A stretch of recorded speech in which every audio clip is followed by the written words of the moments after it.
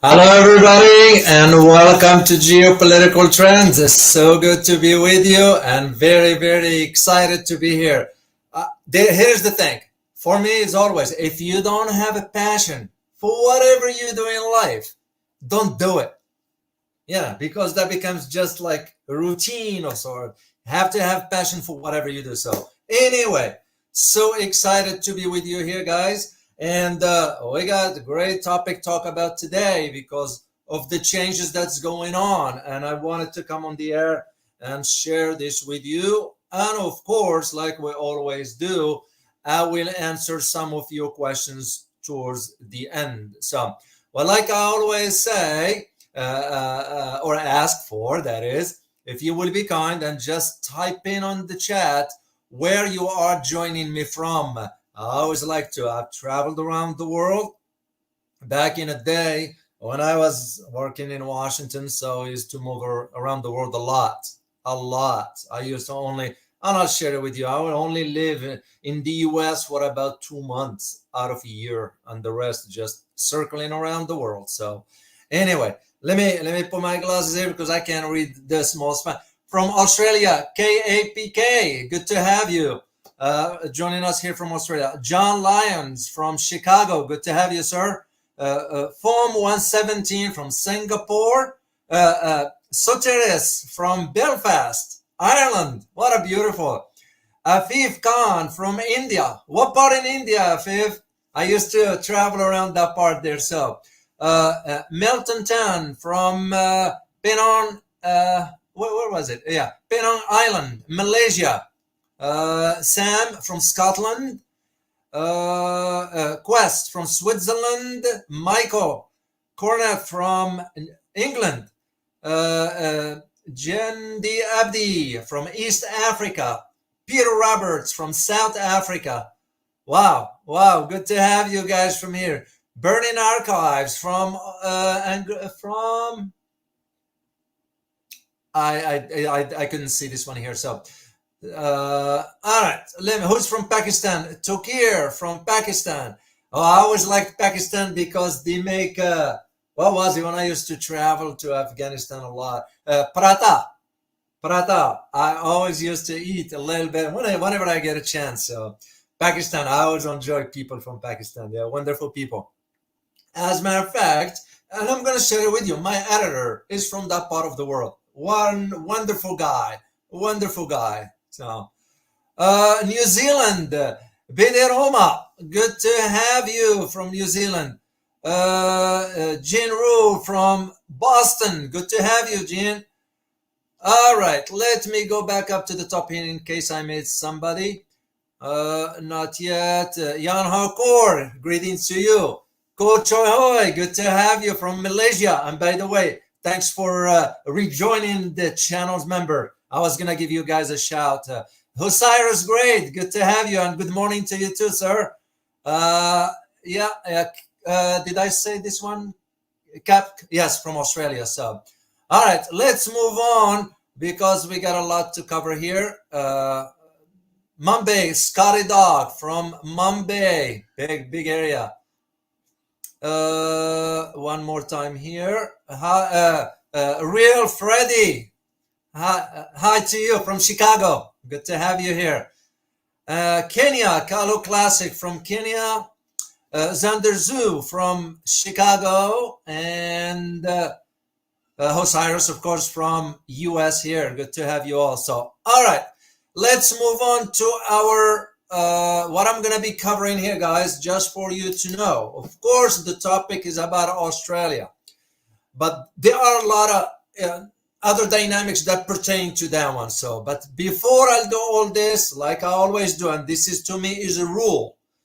And why do I say rule? Because you always have to show gratitude and express that to people. So I would like to express my sincere thanks to the channel members. I'm not going to read the entire list. It's growing. Thank you all. But I'd like to always highlight the last members. So I have Ko Choi Hoi. He rejoined the channel. I have Joel Pokram. Thank you for becoming channel member. I have a new member, Robert Leang. Good to have you all. And to all the other channel members, thank you all for your continued support. And for you, the subscribers, without you, there will be no channel. And if you happen to be first time landing on this, joining us on this live stream here, please make sure to subscribe to the channel and hit that, smash that notification button, because that's how you will be notified every time I upload a new video or I come on the air. FYI, guys, I am on a local and a ramble. Usually I'll talk on a ramble on Fridays, and that because, as you know, there's no censorship there. The last topic I talked about was the CIA. There are certain things that, of course, I can discuss classified stuff because I'm still bound by the law, and that's my responsibility. But at least we talk openly there instead of some other platforms, as you are aware of. I'm also on Twitter. Make sure to follow me on Twitter at D, my first initial of my first name, and Waralu, last name. So I'm at D Waralu. You can follow me there. So here's what's going to be in this conversation here. We're going to be talking about Australia, as I said. But I'm going to be talking to you about some key points that's been, or some key talking points.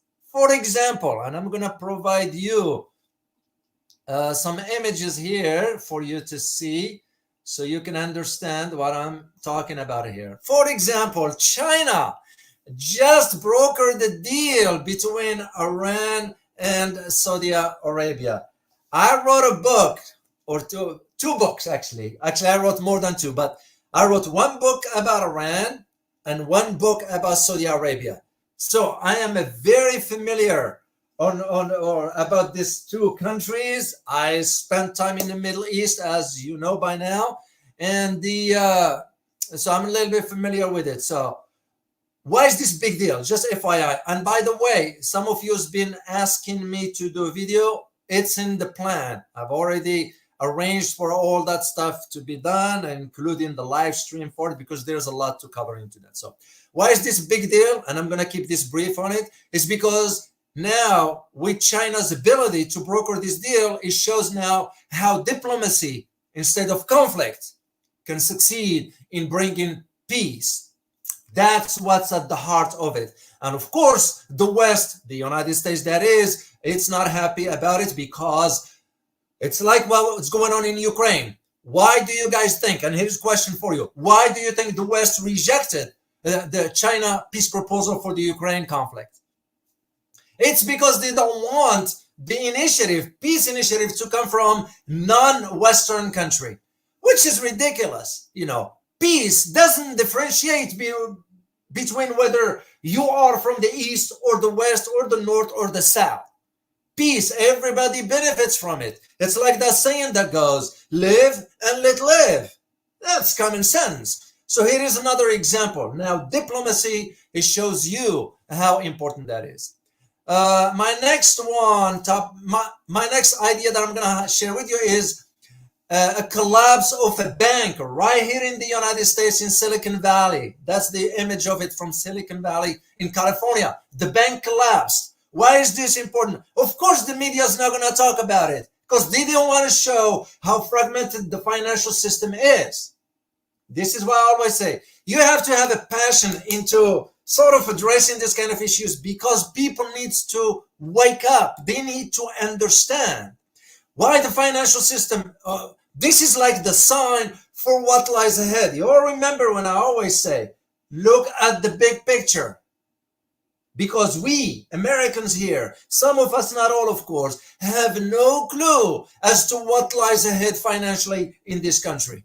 So if you are an American watching this, I hope you have your ducks in a row and have a plan B. You know, keeping your cash in a bank, it's useless. Tomorrow, that money will be worthless. So I hope you are smart with your money, investments, and what have you. So the other one that I wanted to share with you is this one here. Demonstrations in Georgia. Well, Georgia, it's on a border with Russia.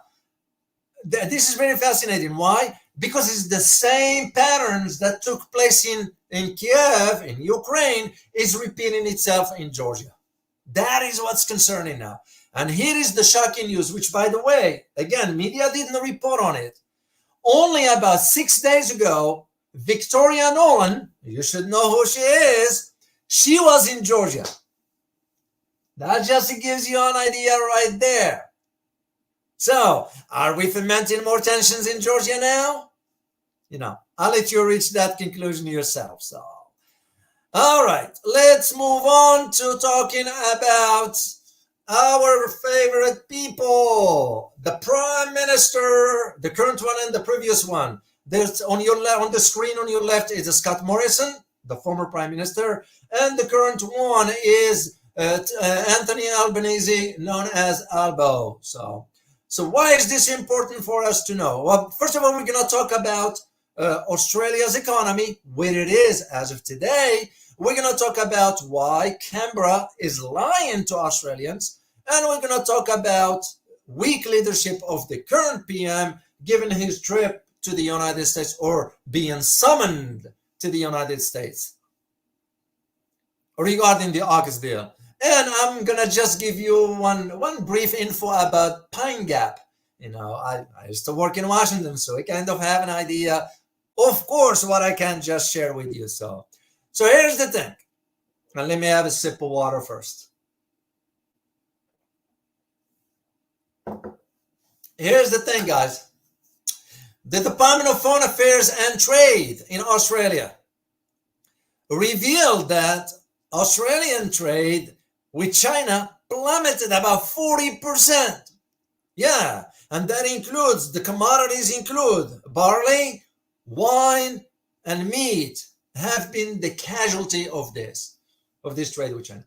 But the thing is, you know what's the sad part? Is that Canberra, the capital where the government is lying to Aussies because the cost of living is rising. Asking the Australian, we have an Australian here on the chat, please tell us if it is true or not.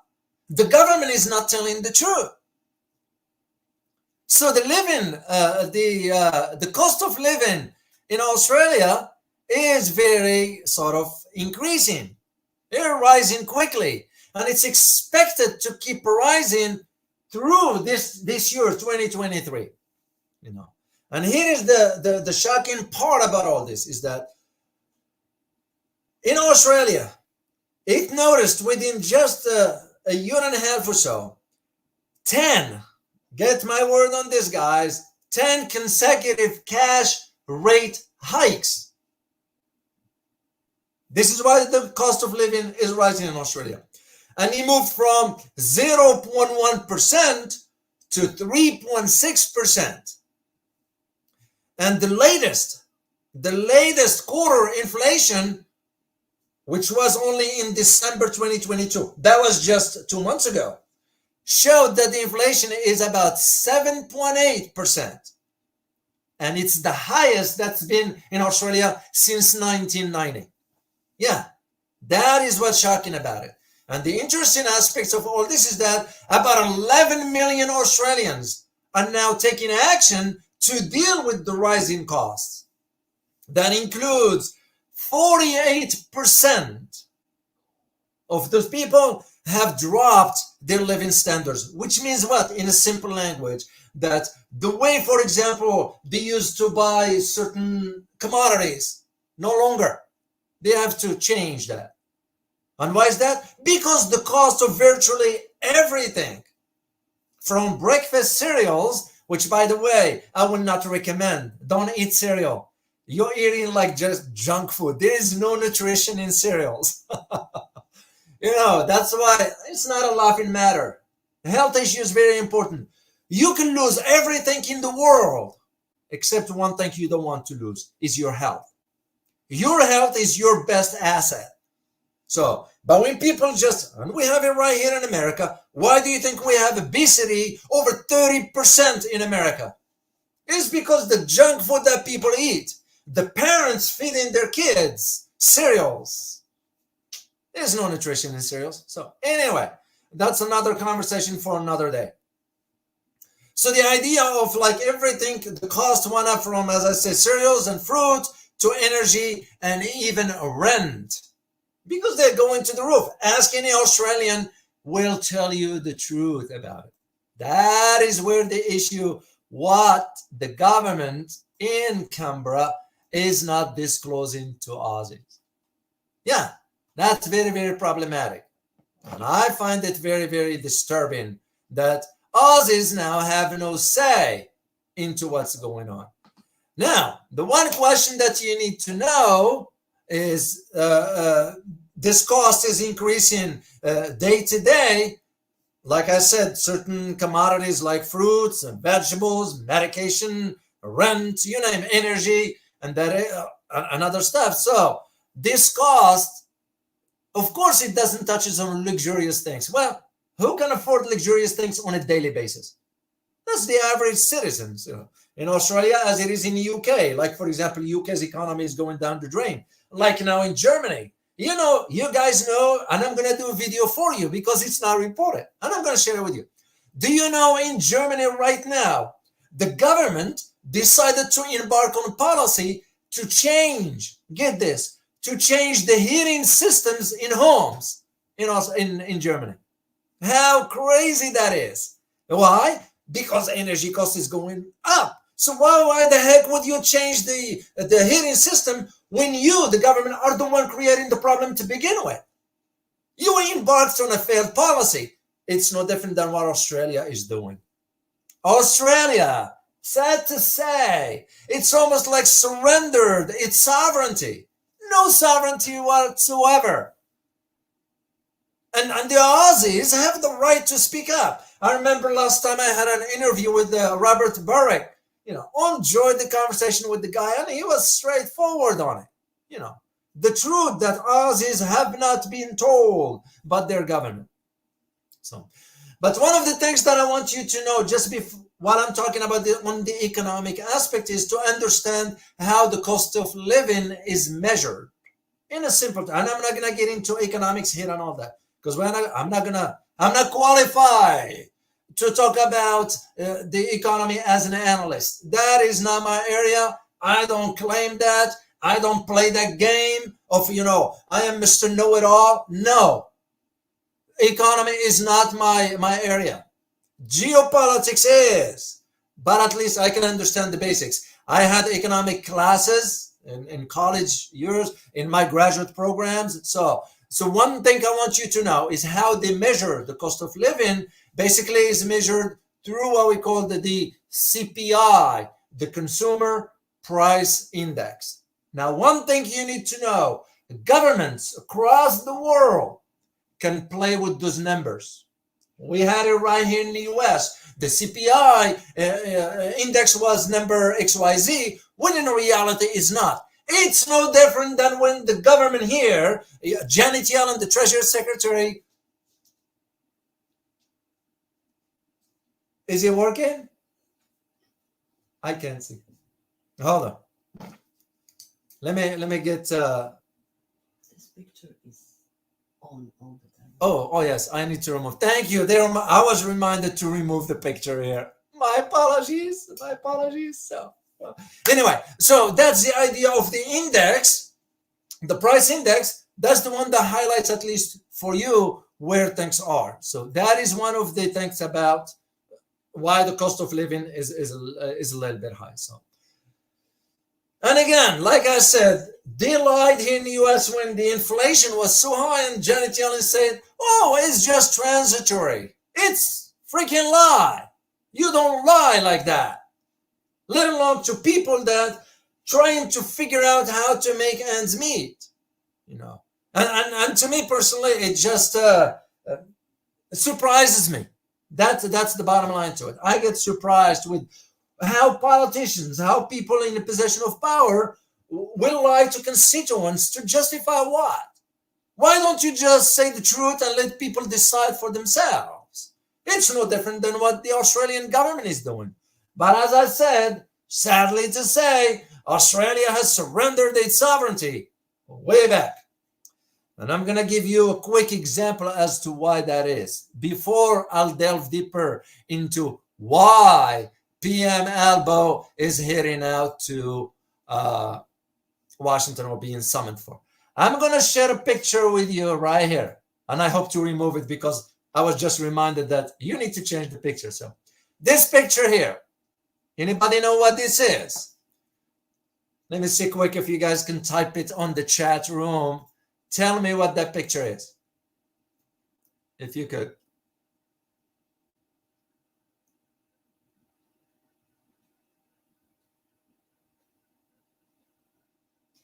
Okay, and I know, by the way, guys, there is a delay into how things once the information transmit or whatever. So anyway, this picture is this is the Pine Gap.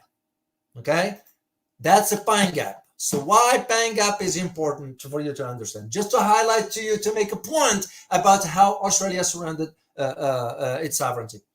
In Pine Gap, in this location here, okay, there is a section there inside that building where even Aussies, nationals, cannot get in there. To me, that's like, well, I'm an American, I look at it differently. So when we go to Pine Gap, we go anywhere we want. But just to highlight to you, even Aussies who work in Pine Gap, there's one section inside Pine Gap they can't go to, off limits.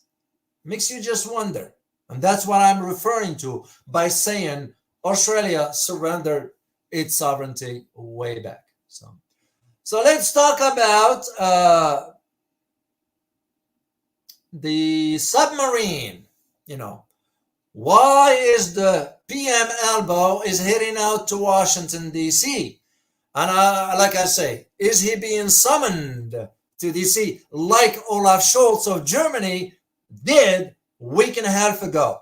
Did you guys know that when Olaf Scholz, Chancellor, you give him the proper respect, Chancellor Scholz flew to Washington, D.C., do you guys know how long he stayed there? 1 hour. Yeah, he stayed there 1 hour, had a private conversation with the president, okay? No press conference or press release, whatever. Turned around, headed back to the airport, and flew back to Germany. So, if you are to think, again, if I put my geopolitical analyst hat and think about, let me think about what is the geopolitical implication of something like this. Or I'm going to think about it from a global perspective as to what are the optics of it. And the only answer I can come up with is the idea of you being summoned. Because the policies that Chancellor of Germany, Scholz, embarks on is a great indication of that. It's no different than what Prime Minister Albo of Australia is doing. Now, the interesting thing about Albo's trip, it came right after a trip to India. Albo was in India, okay, and flew directly he went back, of course, to Perth in Australia, and flew back or flying back to the United States. What's interesting is that when he was asked, Albo refused to disclose as to why he went to India for. We all know it doesn't take genius to figure this out. Why did he go to India for? The answer is he wanted to allure India into joining AUKUS, which, by the way, in my opinion, will be a big mistake India is going to make. As you may notice, the world is shifting east, okay? The geopolitical landscape is shifting from a unipolar to a multipolar. Something, by the way, the United States is so scared of. It was an article I read 2 days ago, how scared the US is of this shift.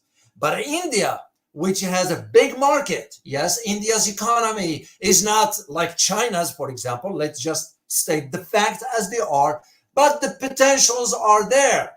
And this is why India is feeling right now the wrath of the West. It's because India said no to the US regarding the energy imports from Russia. So Albanese went to India first, and that's, in my opinion, why he was summoned to the United States to tell the president directly what he thinks about whether India is going to join AUKUS or not. Once again, it will be a strategic mistake of India if it joins AUKUS. AUKUS in itself, between US, UK, and Australia, is nothing but a window dressing, and it's going to sink Australia into more debt. And I'm going to get into this regarding the purchase of the submarines, which, by the way, believe it or not, as of today, Prime Minister Albo has not agreed to the purchase yet. And I'm going to give you some figures, and you all understand why that is. It's just, I found it fascinating in the sense of understanding how the dynamics within geopolitical chessboard. If you don't understand what the next move is, don't embark on doing the move if you know you're gonna fail. That's how it works. So those countries now, all countries around the world now, they are going back to the drawing board and reconsidering their alliances and approach and dealings and strategic interests and so forth, which is a normal thing to do. What surprises me about Australia, because I was one of those when Albo was running, and I said, well, maybe Aussies will have now an opportunity. And I'll admit it, I was hoping the guy will reverse the policies of the liar Scott Morrison. But it turns out to be just another weak leader. Albanese is no different. And you say to yourself, what the heck? Don't they have any smart, intelligent people that they can work for the benefit of Australians? And I'm sure they are. It's like what we have here. And that's what surprised me about him. So now I lost faith in the guy altogether. It's sad to say, because he couldn't take stand for his own country, because I truly was hoping that he would reach out to China and work out the differences, and things will get back to normal, because Australia was doing great economically when trading with China. That's a fact, and I challenge whomever will come to me and say, no, Australian economy is doing well. No, it's not. It is a lie. So, I tend to get a little bit loud and passionate about this, because to me, that's just how things ought to be. You have to have a passion for everything you do. When you cook, you have to have a passion. When you go for a walk, you have a passion. When you love someone, you have to have a passion for whatever you do. Because passion becomes part of your energy. And that's where will be a reflection of who you are. Of course, you have to be composed. Was I talking like this when I attended, let's say, a diplomatic function or whatever? No. You have to dress in a bow tie and all that stuff and be composed and all that stuff. I understand all that. But I'm talking about us here. This is the real. This is why I get excited about coming on Saturdays for live stream with you guys. So that's what it is. So let's look at the Virginia. I'm going to share an image with you here of Virginia class. This is what the deal is all about. Is the purchase of the nuclear, this is a Virginia class attack submarine, okay? That is what the deal is all about. And the idea is Australia's nuclear submarines they argue, they are key to defending the 36,000 kilometers of coastline and maintaining an edge against China. You'll see the wording of this where it's going, because China's growing military presence means conflict can erupt without notice. This is what the government is saying to Aussies.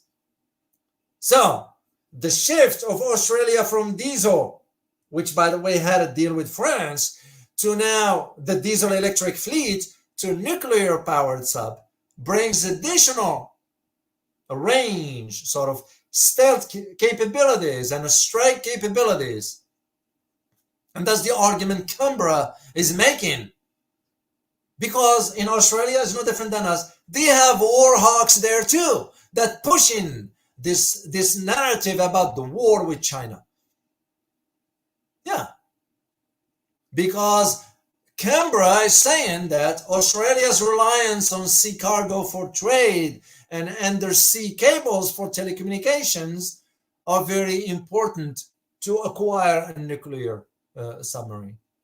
As a matter of fact, the defense minister, Richard Marles, said, and I quote, this is the biggest step forward in our military capability that we've had since the end of the Second World War. You all see why the conversation is going that way. And now you see why all of those guys here, Sunak, Prime Minister Clown Sunak, and the PM Albo, they are being summoned to Washington in the White House to have a conversation with our demented president. I don't mean it in a negative way, but it's the reality, is the truth. You can't sugarcoat certain things. A president, I'm an American citizen, right? I'll be the first one to say, maybe we should have put an age limit on the presidency. This is not being anti-elderly. No. It's the truth and facts, because when you have a president at the stage where Biden is, with his, access to nukes and decisions that are not right because it's challenged. So dementia, we all could suffer from it. I'm not talking negative here. It's the reality. I'm sure there is some in a member of your family, whatever, but your member of a family, if he happens to have dementia, it's not somebody who's holding the finances of the family, for example. Yeah, it just did. That's the way I see it. So when you have the three of them summoned to the White House, that's what it's about. Because now they're going to be pushing even further as to, because and it's no surprise, the rising tensions in Taiwan. We quadruples our troops in Taiwan. What's her name? Tsai, they call her President Tsai. I'm going to start calling her President / Governor. Because Taiwan is not an independent country. It's not a sovereign state. So I was saying president. And I've been thinking about it this morning when I went for my walk. And I was like, I was like, okay, I'm going to be doing live stream later on. And this issue of Taiwan, how are we going to be sort of really putting it within the proper context? Is she a president? Is she a governor? And I argue that it will only be the Taiwanese people that have to decide for the outcome of their island. Because if they could learn the lessons from what's going on in Ukraine, then I say shame on them. Asians are smart. So I hope the Taiwanese will be smart to read between the lines, because here's the thing. The conflict in the Taiwan Strait is coming. There is no doubt about it. Not only the whispers in Washington about it, now the voices are getting very loud. When you have a 4-star general here in the US coming forward and saying, yeah, we expect a war in 2 years, 2025. Interesting. I was hoping to finish my book about China by 2025 for that reason. But I don't think so I will, because there's a lot of things to cover. So that is one of the issue with all this. And that is why this AUKUS, it's nothing but a hypes, But it's not about just the hypes. It's about sinking Australia into more debt, because they're going to have to pay for that. And the cost, because here's what's going to happen. This all submarine things, because Australia has already expressed, and when I say expressed, doesn't mean it's confirmed that they're going to do it, but expressed that it wants to buy up to 5 US Virginia class submarines in 2020-30. Before building the new British design, you'll see what's coming. Submarine in the South Australia under the partnership with countries dubbed AUKUS, Australia, UK, and the US.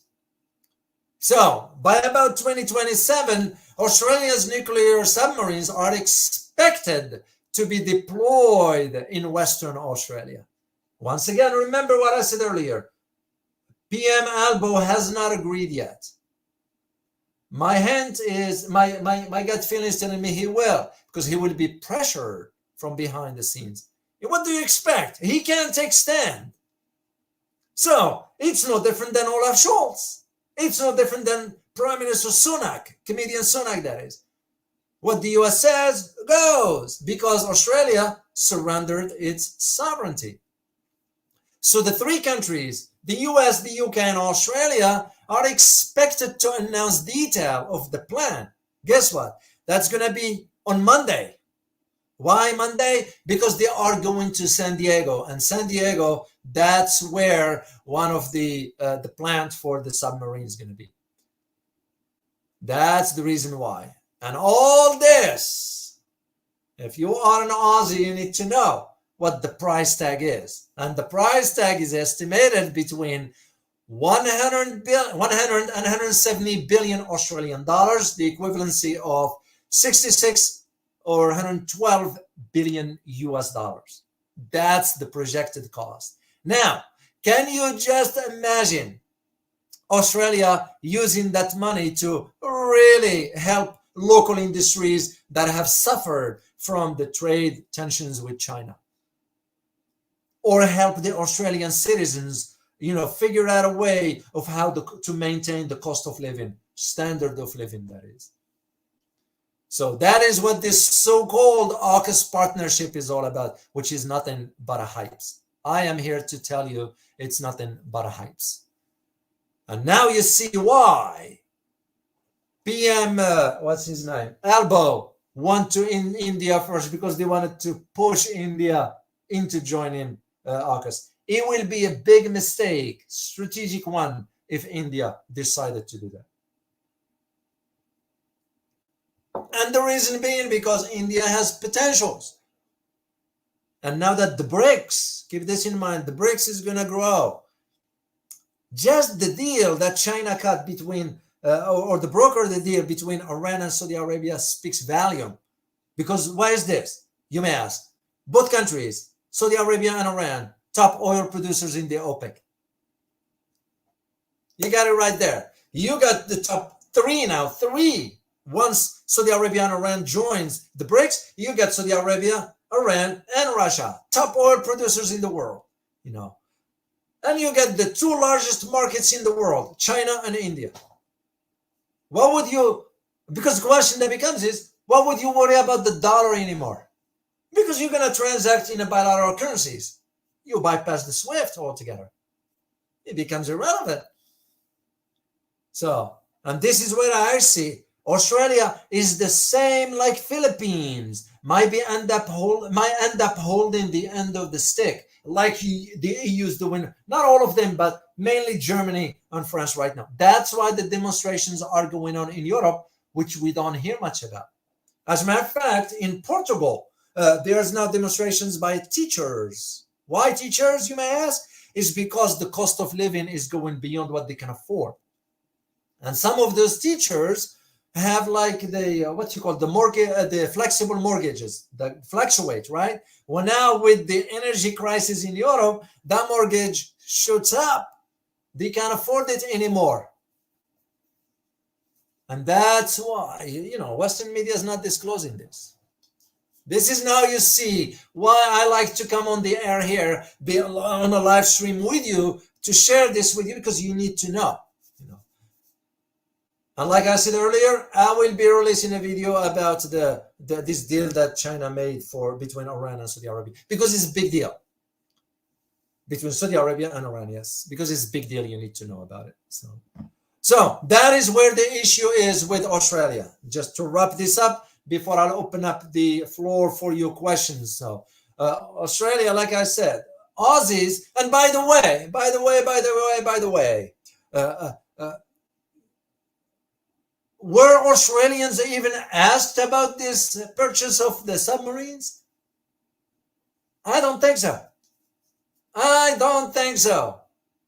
And you can see, because why am I saying this? I'm saying this for you to pick up on the patterns that's taking place, especially across the Western world, if you happen to be watching this from the Western world, England, Germany, France, US, whatever. You get the idea. You know, were Germans told about this economic policies that Olaf Scholz embarked on? Were the British told about the Prime Minister Sunak's Canadian policies? Were the Australians told about this, the purchase of the submarines? Were the South Koreans, the Japanese, the French, the Portuguese, the Italians, the Americans? You got the idea. So it becomes almost like a patterns, and you need to see where the patterns are headed. This is why, again, takes me back to my original point, which I mentioned to you last time about how ASEAN or how Asian countries in Asia, the Philippines, I am putting a big question mark on Philippines. And I'm leaning towards saying Philippines is going to be sucked into the conflict with China. Because that's the whole reason for why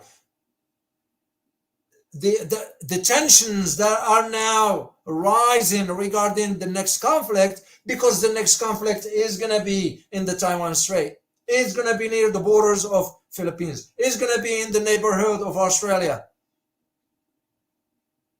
And that is the reason why you guys need to truly always remember the big picture.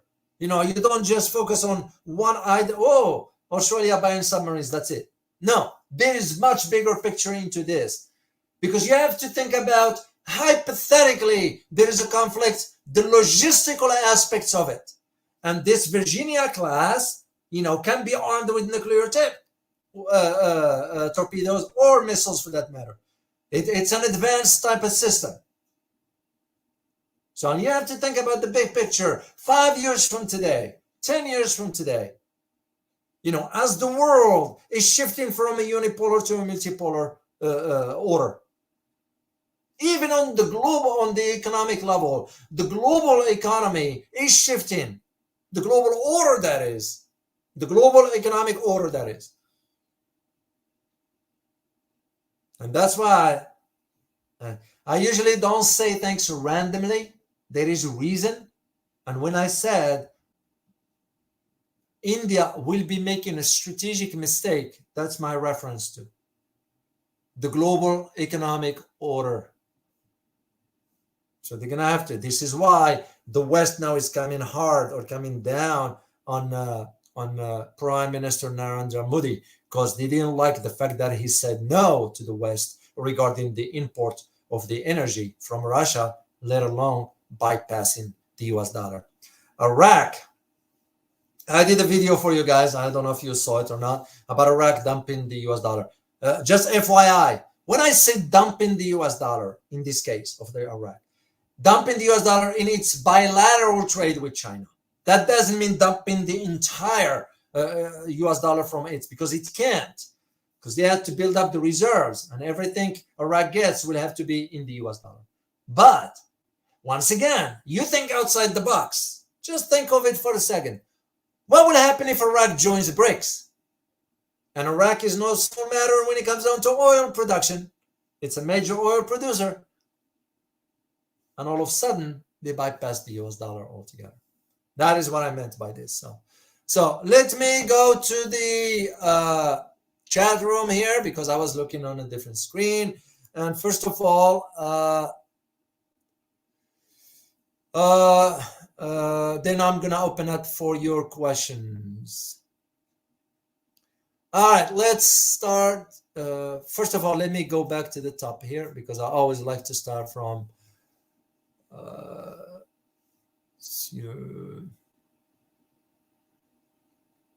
and yes, please, if you have a question, just put Q, so I know it's a question, not a statement, and I'll share whatever if you're okay with me posting this one here. So Yeah, I agree with you, Charles K. I agree with you, man. Australia is lost. Well, sad. I had Australian friends. I knew people from Australia, wonderful people, like every other people from other parts of the world.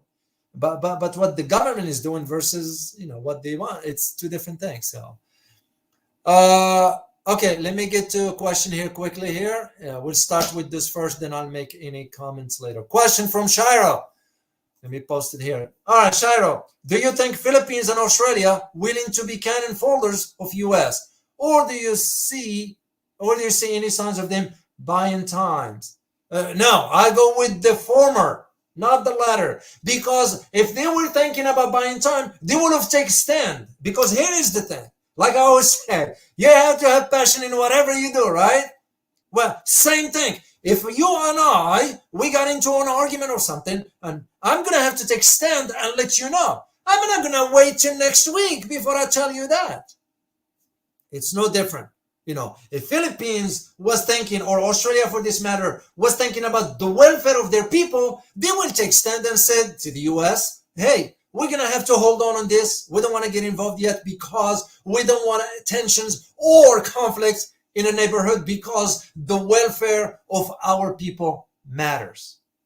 That's what will be the right leadership ought to be. That's how I look at it. So, all right, let me see next question here. Oh,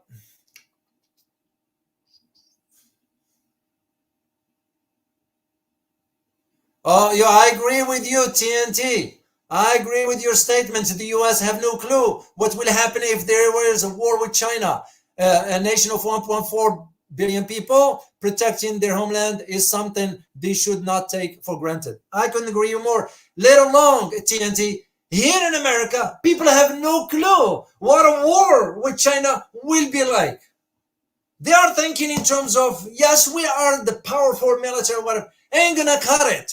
Look at Afghanistan, look at Iraq. I've been in both locations, with all the mighty bombs and fighter jets, whatever. We couldn't defeat both the Taliban in Afghanistan and the fighters in Iraq. Let's say it straightforward. So, China will be a different ball game altogether. And logistically, we can't do it. This is why I'm seeing Australia and Philippines being used for this purpose and this purpose only. And I hope the governments in both countries, Philippines and Australia, tell their people that, by the way, if we get involved with the Americans in this, we're going to become a target. That is what they need to say. But they are not, because they're lying about it. TNT, thank you so much for your super sticker. I truly appreciate it. So, let me see another one here. A question from Barry Quinn. Let me show it here. So, question. Where are you going to interview your old friend Scott Ritter? A good question. Believe it or not, I just sent him an email 2 days ago. I was planning on reaching out tomorrow to make sure my email didn't end up in a junk box or spam or whatever. So, but yes, I am planning or inviting Scott Ritter for an interview. We share some similar background. He was in the military intelligence. I was in the military intelligence. It's funny enough that his alma mater, Franklin Marshall College, that's what I used to do track and field. I was a runner back in the day when I was young. So the short answer is yes, I intend to invite him, and I will follow up after I sent my email yesterday. So. All right, next one. Let me see her next. Okay.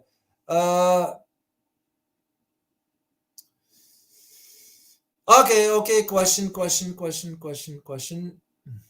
All right, question from Quasi B. Question, is Mexico also planning on joining BRICS? And how would the U.S. respond? Great question. Not to my knowledge. I can't confirm that till I know for fact. But what I know is that now Mexico is pissed at the U.S. because the U.S., some members in Congress, declared that we need to send the military into Mexico to deal with the drug cartel. That is nonsense. It is the truth. The war on drugs has been since the last 80s, and we never succeeded anyway. Most Americans have no clue the amount of tax dollars that have been used. DAA, the Drug Enforcement Agency, they were even agents. They were on the take with the drug cartels in Mexico. They are very powerful. As a matter of fact, even the defense minister in Mexico was involved with the drug cartel. That tells you it's very problematic. The drug will always be flown in here in the U.S. It's a big market for it.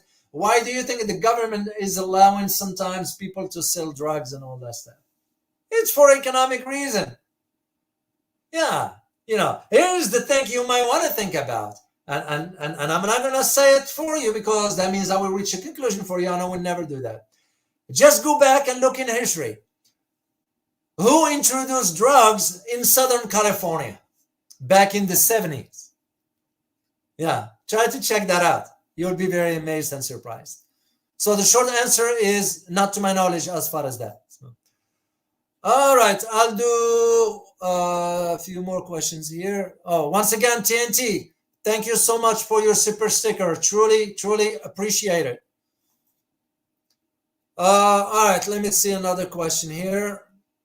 Oh, Jack Robert, here you are. I was wondering where you are, Jack. So, question.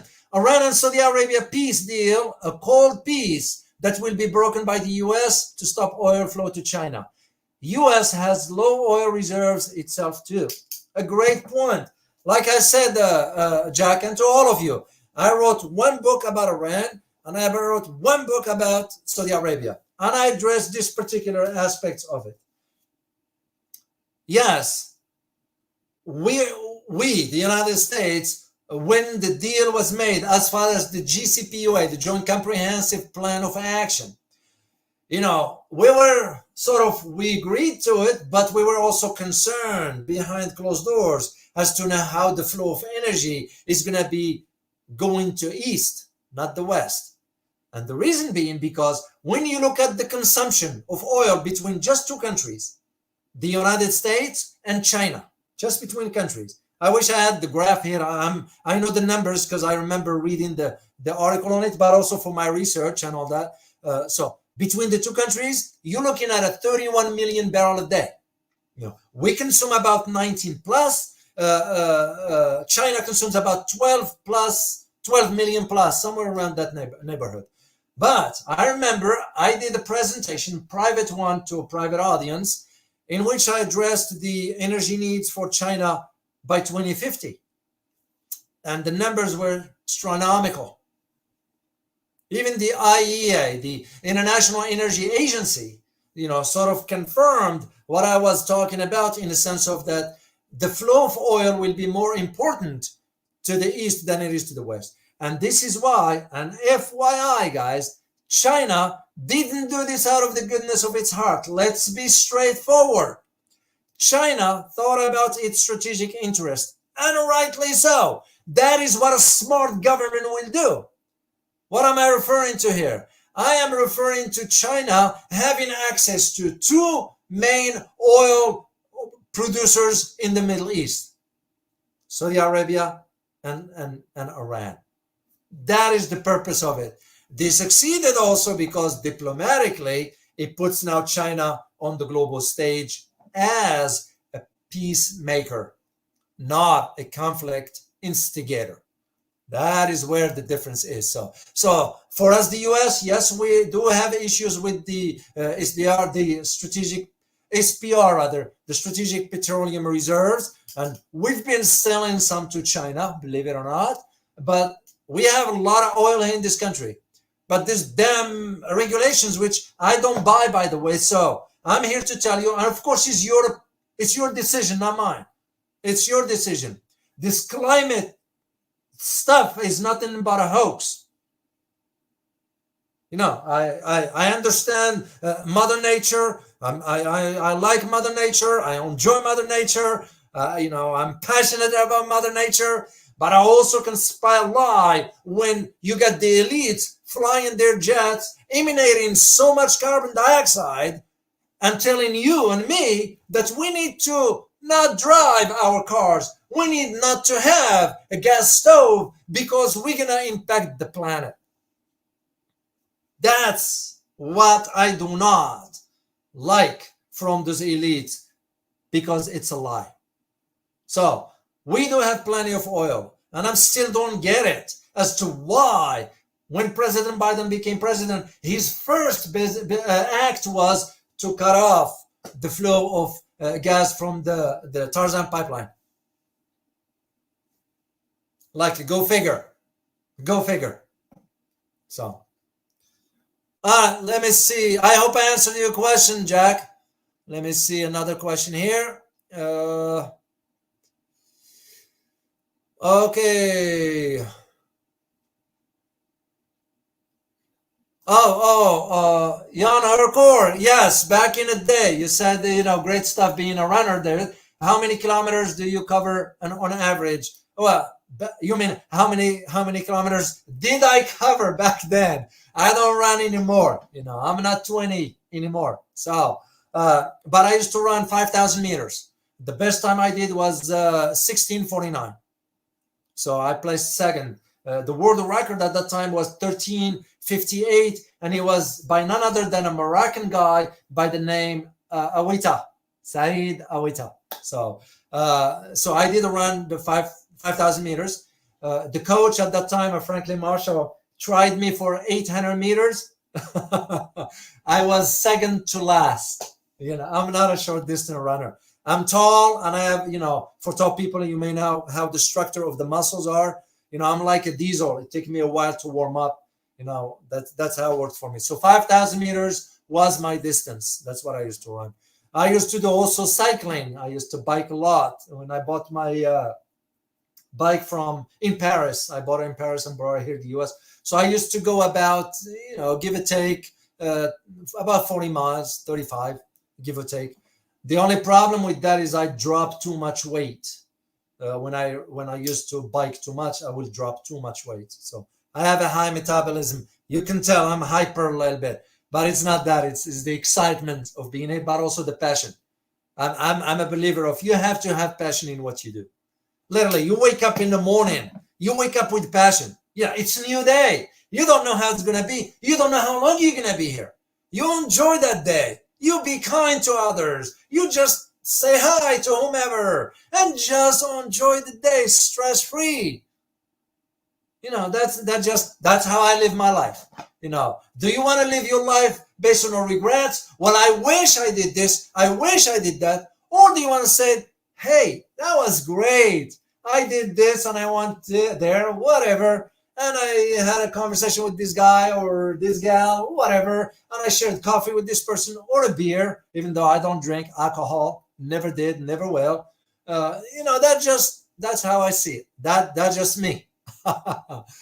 Anyway, let's move. Maybe one day we need to do a live stream, ask me anything except the classified stuff. I can't talk about that. So, and I'll be happy to, we'll chat about it. So, all right, let's see. So I'm going to do 3 more questions because I'm going to have to go and eat my I only eat 2 meals a day, guys. For those who eat 3 meals a day, you don't need to. You're going to have to. It's a health thing. So we'll get into it some other time. So, all right, let's talk about here. Question from E.T. Bush. Thank you for your question, by the way. Which China succeeded in bringing Saudi Arabia and Iran to reestablish their diplomatic ties and embassies. What would the U.S., particularly neocon and Biden, do to instigate a new conflict? They can't do anything. But we do have, the neocons do have a wild card. And you know what the wild card is? That they can instigate some groups inside Iran. Because that's how we do it usually. You instigate those to create tensions. Because one thing that most of the Westerners do not know is the distinctions between Sunnis and Shiites. And this is not new. It's been over 1,000 years since the Prophet Muhammad back then, 1400 years ago, and the tensions persist. That's why the assassinations in the Muslim world, some sort of common per se. I argued that, like last time on the book, on the Saudi book, it's not redacted because there are certain things in the book that are redacted because the government, the US government, the Pentagon at the time thinks that it was too sensitive for me to disclose. So I respect that, so it's redacted. But one of them that I disclosed in the book, that I won't be surprised that MBS, Mohammed bin Salman, the Crown Prince, might be assassinated one day.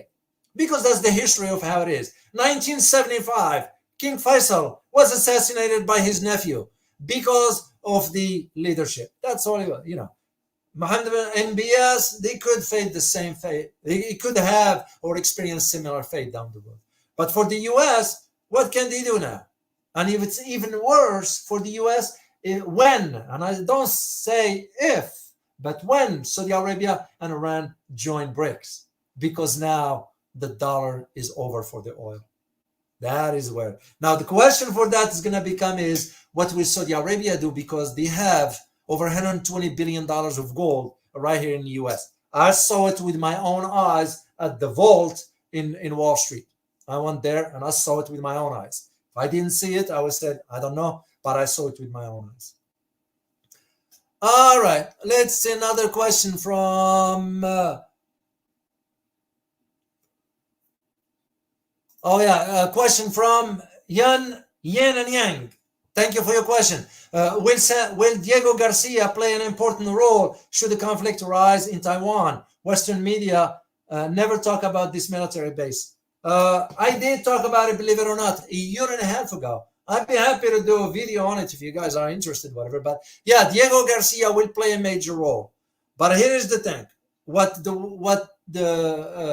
Western media is not disclosing is that the ability of the Chinese missiles to reach Diego Garcia. Yeah, we're talking about Chinese here. We're not talking about the Russians, because the Russians, if the Russians use Poseidon, a torpedo underwater, which creates a tidal wave, that would just wipe out Diego Garcia altogether. Yeah. So I won't be sort of, yes, the base will be used, of course, but still, the logistic of it does not make any sense to conduct a war from Diego Garcia than you do from Australia and Philippines and cross the Strait of Taiwan, which Taiwan won't work anyway. So that's what I see happening there. All right, let's say, a question from Afif Khan. Question, why Benjamin Netanyahu visited Rome? The short answer is I don't know. I do not know. Because this to me, and again, I have great respect for religious people, but I am, how do I put this?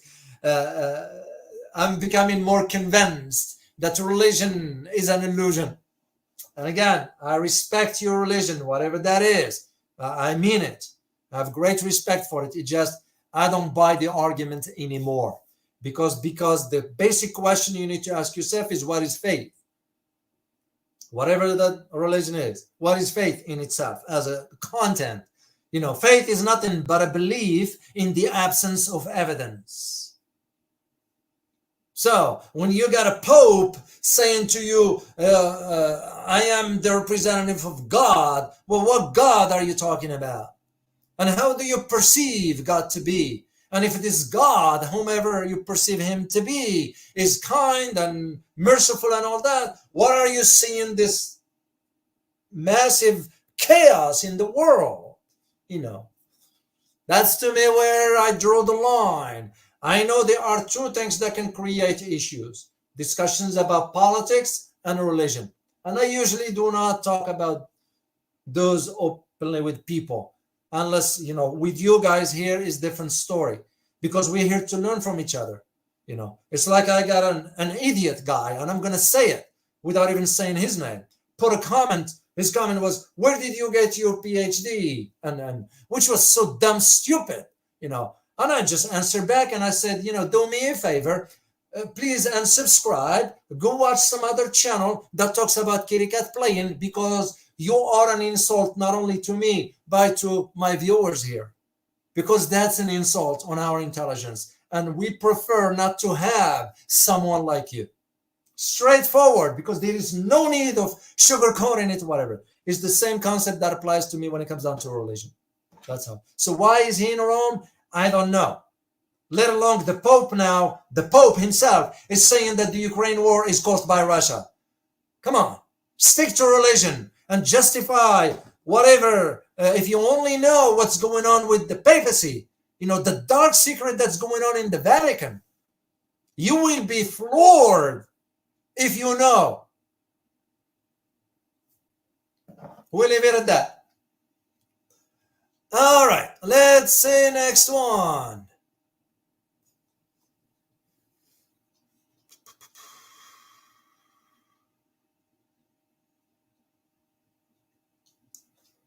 Okay. Oh, you're welcome. You're welcome, Jack. I know you saw you typed. Thank you. Yeah, sometimes, guys, when you post something, it comes very late. I don't know why, but that's just how the system is. It is. I don't know why. And I'm not a tech guy. I mean, I know the basics, but that's about it. So let me see. One more thing here, share it with you.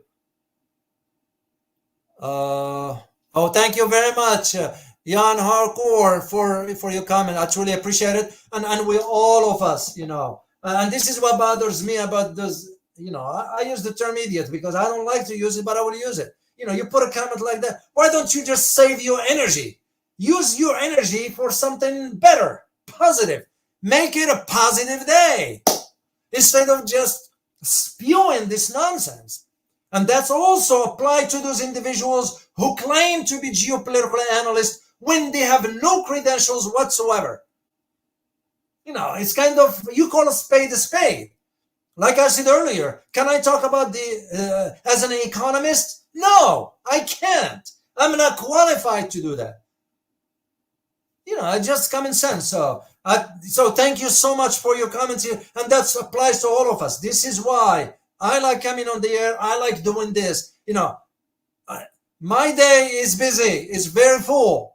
But yet, you have to figure out where your passion is. Well, this is where my passion, part of it, of course. I also have passion with cooking. I like to cook. And I cook good food. By the way, for my viewers from India, yeah, I do cook tikka masala, by the way. I make tikka masala here at home. So, anyway, General Meow Meow, you put about spaghetti. Stay away from carbohydrates. That's what increase your sugar level in your blood.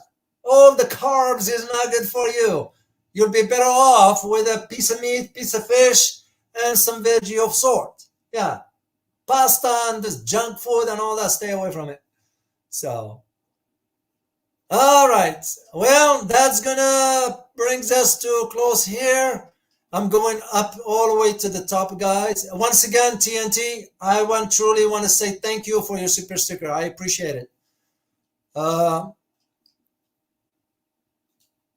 right. I want to...